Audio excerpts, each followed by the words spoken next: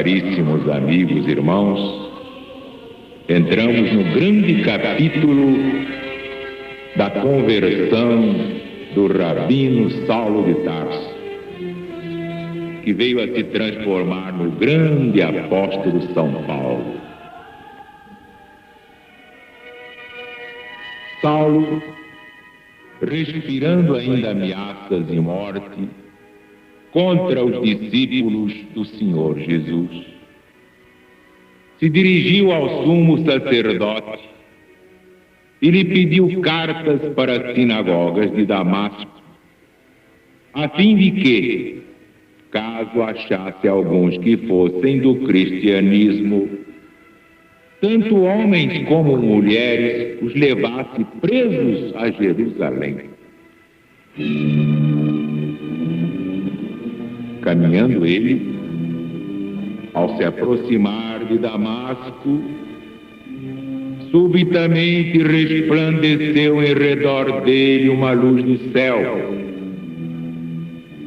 Caindo em terra, ouviu uma voz a lhe dizer: Saulo, Saulo, por que me persegues? Ele perguntou: quem és, Senhor? O Senhor respondeu: eu sou Jesus a quem tu persegues. Mas levanta-te e entra na cidade, e te dirão o que é necessário fazer. Os homens que viajavam com ele pararam estarrecidos, porque ouviram sim a voz, mas não viram ninguém, somente Saulo. Saulo de Tarso se levantou da terra e, abrindo os olhos, não via nada. Guiando-o pela mão, o conduziram a Damasco. Esteve ali 3 dias sem ver, e não comeu e não bebeu. Ora, havia em Damasco um discípulo chamado Ananias. E a esse Jesus lhe apareceu numa visão, dizendo: Ananias. Ele respondeu: eis-me aqui, Senhor. Jesus lhe ordenou: levanta-te, vai à rua que se chama Direita e procura na casa de Judas um homem de Tarso chamado Saulo. Ele está orando. Está vendo um homem chamado Ananias entrar e lhe impor as mãos para recuperar a visão. Mas Ananias respondeu estupefato: Senhor Jesus, mas eu tenho ouvido de tanta gente acerca desse homem Saulo de Tarso, sobre quantos males ele faz aos teus santos em Jerusalém.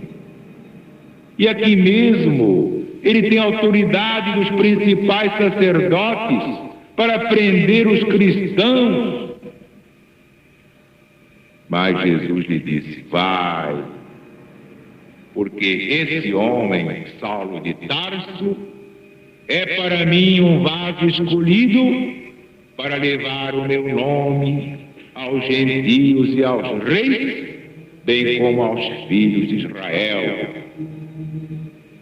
Eu mostrarei a Saulo quanto lhe é necessário padecer por causa do meu nome. Então Ananias partiu e entrou na casa e, lhe impondo as mãos, disse: Saulo, meu irmão, o Senhor Jesus, que te apareceu no caminho por onde vinhas, me enviou para que recuperes a vista e fiques cheio do Espírito Santo. Imediatamente caíram dos olhos de Saulo umas como escamas, e ele recuperou a vista. levantando-se, foi batizado em nome do Senhor Jesus. Depois de tomar alimento, ficou fortalecido. Demorou-se alguns dias com os discípulos que estavam em Damasco. E logo nas sinagogas judaicas proclamava que Jesus era o Cristo de Deus prometido desde Moisés. Pasmavam todos aqueles que o ouviam e diziam: mas não é este o homem que perseguia em Jerusalém os que pregavam esse nome, Jesus o Cristo? Pois ele não tinha vindo para cá levar presos os cristãos aos principais sacerdotes? Porém, Saulo muito mais se fortalecia e confundia os judeus que habitavam Damasco, provando que Jesus era o Cristo.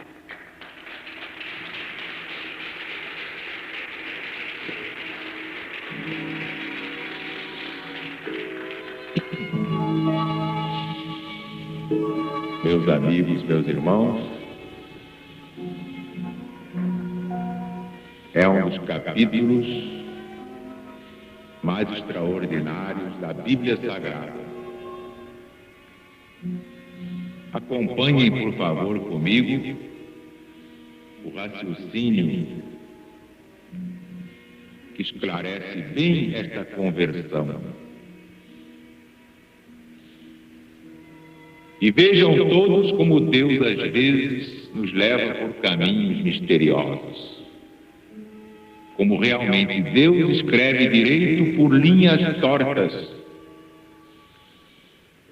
Este Saulo de Tarso era rabino judeu.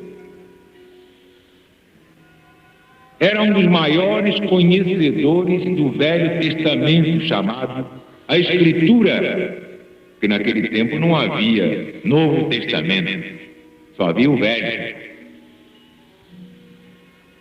Este Saulo de Tarso estudou com os maiores mestres do judaísmo, inclusive Gamaliel. Pois bem, como era um homem muito sincero, de uma sinceridade terrível, contundente, ele se apaixonou pela palavra dos profetas desde Moisés, achava que aquilo era toda verdade e não admitia que alguém pregasse o contrário. Quando apareceram aqueles cristãos pregando o Evangelho de Jesus, Saulo ficou irritadíssimo e jurou vingança. Por quê? Porque na sua ignorância sincera, julgava que aquilo era um ultraje à verdade, que para ele era apenas o judaísmo e nada mais. Prestem atenção. Prestem muita atenção. Até um gigante como São Paulo pode se enganar por ignorância.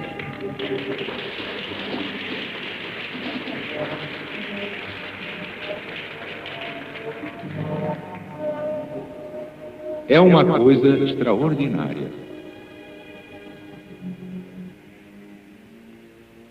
Depois daquele quadro dantesco que foi a lapidação de Estevão,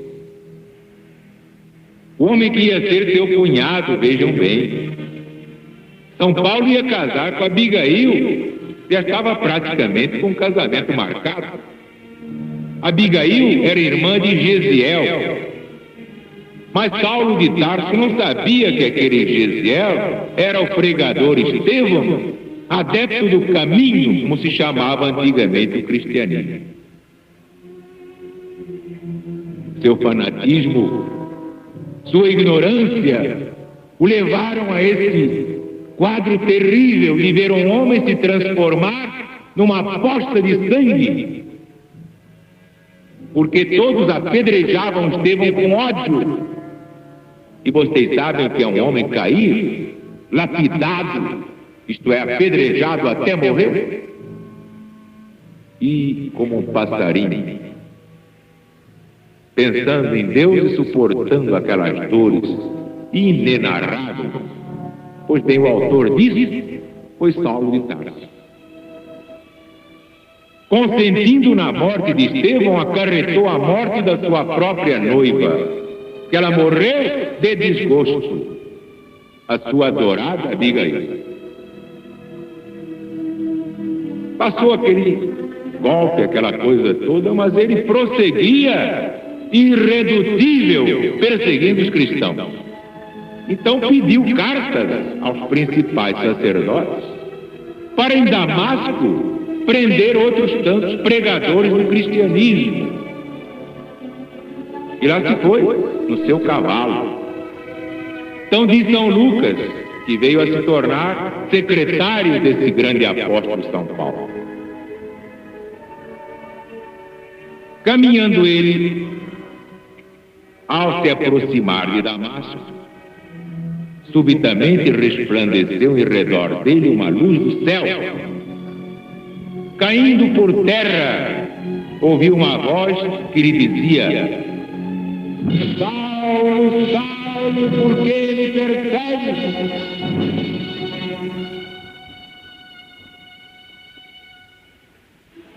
Saulo, naquele pânico, debaixo daquele impacto intraduzível, perguntou: mas quem és tu, Senhor?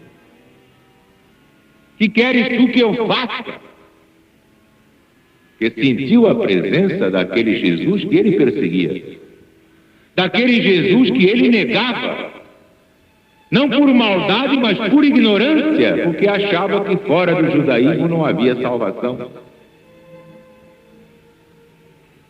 Então Jesus lhe respondeu: levanta-te, entra na cidade, e aí te dirão se é necessário fazer.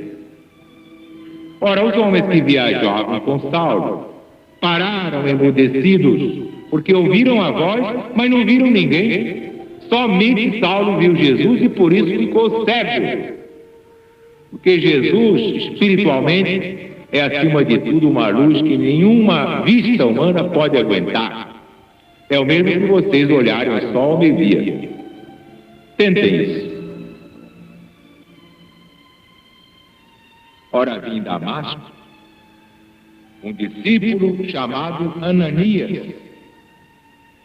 Jesus apareceu a Ananias. Olha aí, está provado que Jesus aparece a quem quer. Ou será que Jesus tem que pedir licença aos principais sacerdotes para aparecer a alguém? Depois de aparecer a Saulo, ele apareceu a Ananias em Damasco. E lhe deu esta ordem: levanta-te, vai à rua que se chama direita, procura na casa de Judas um homem de Tarso chamado Saulo. Ele agora está orando. Naturalmente, já estava convertido e no seu arrependimento orava a Deus pedindo perdão por todos os crimes que praticou na sua ignorância. Também aqui no Brasil, muita gente vai cair do cavalo.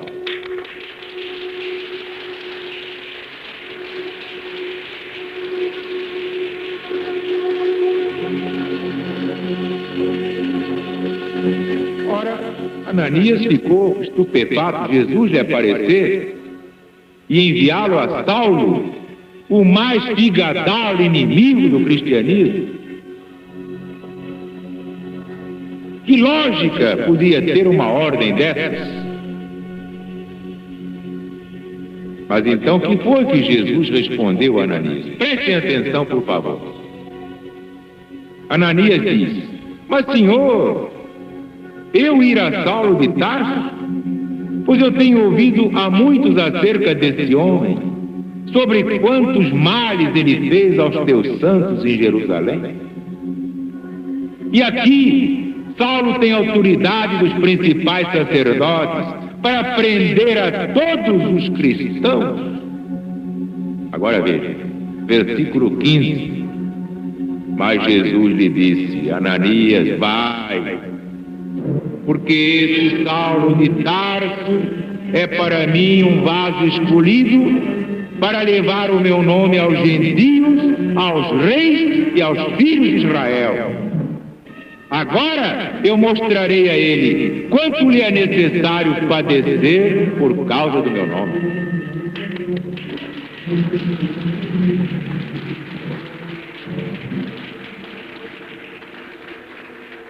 Agora, vamos nós também logicar. Por que é que Jesus fez isso, hein? Jesus tinha tanta gente ali, mas foi mandar buscar o seu pior inimigo, seu inimigo figadal, seu inimigo mortal, intransigente, irredutível, o rabino Saulo de Tarso. Pois bem, nós vamos achar a explicação imediatamente. Jesus sabia que a verdade resiste aos séculos, com os homens ou sem os homens. Podendo se cercar de medalhões, de gente de alto gabarito intelectual, foi buscar pescadores. E os que não eram pescadores deixaram as suas profissões e se tornaram pescadores. Ficaram apenas 12 pescadores.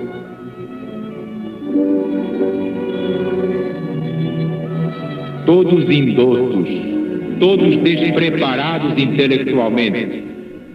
Não havia um que se pudesse dizer: esse é batata, esse é um talento, esse é uma grande cabeça. Ao contrário. Mas Jesus, sabendo que a verdade fica de pé, com os homens ou sem os homens, que a verdade arrasta os homens, chamou esses homens, humilhamos, e lhes deu a missão de pregar o Evangelho. E como é que o cristianismo venceu? Apesar de todas as perseguições e apesar da inépcia mental dos apóstolos, da insuficiência intelectual dos apóstolos, é que quando uma ideia é grande, ela não precisa de ninguém, ela vai sozinha e atravessa os séculos e atravessa os milênios. Que só a verdade ficará de pé. Mas acontece que Jesus precisava de um judeu carne de pescoço que desse a mensagem aos judeus daquele tempo e principalmente aos escribas ou doutores da lei, aos principais sacerdotes, aos figurões do sinédrio. Era preciso convocar um homem de gênio que conhecesse profundamente o Velho Testamento, para, de posse das mesmas armas, desconjuntar, desintegrar todos aqueles falsos símbolos da verdade divina.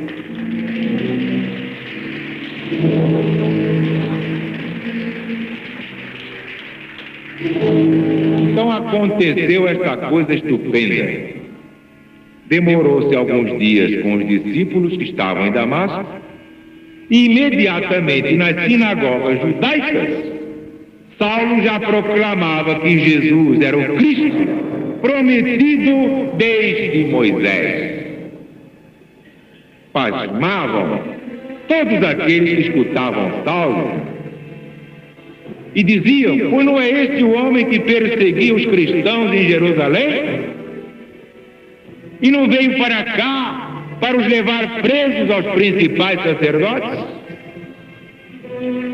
Porém, Saulo muito mais se fortalecia e confundia os judeus que habitavam Damasco, provando que Jesus era o Cristo anunciado desde Moisés.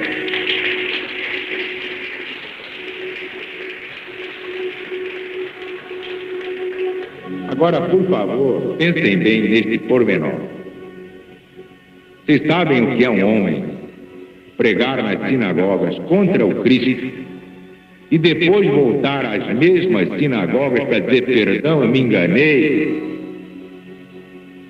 Ele é mesmo o Messias que nós estávamos esperando?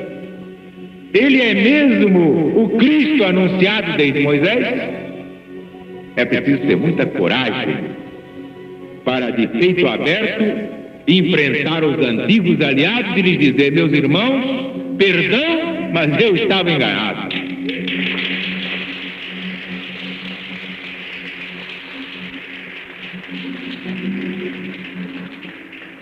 E em verdade eu lhes digo, se não fosse Saulo de Tarso, seria difícil consolidar o cristianismo, porque era necessário trazer um gênio, um dos maiores gênios da humanidade, aquele que é o patrono do grande Estado Bandeirantes, está atento ao progresso do Estado de São Paulo, porque é um dos emissários maiores do Cristo planetário e, portanto, está conosco pela libertação do Brasil. Então, viva a LBV, viva o PBB, viva o Brasil e viva Jesus!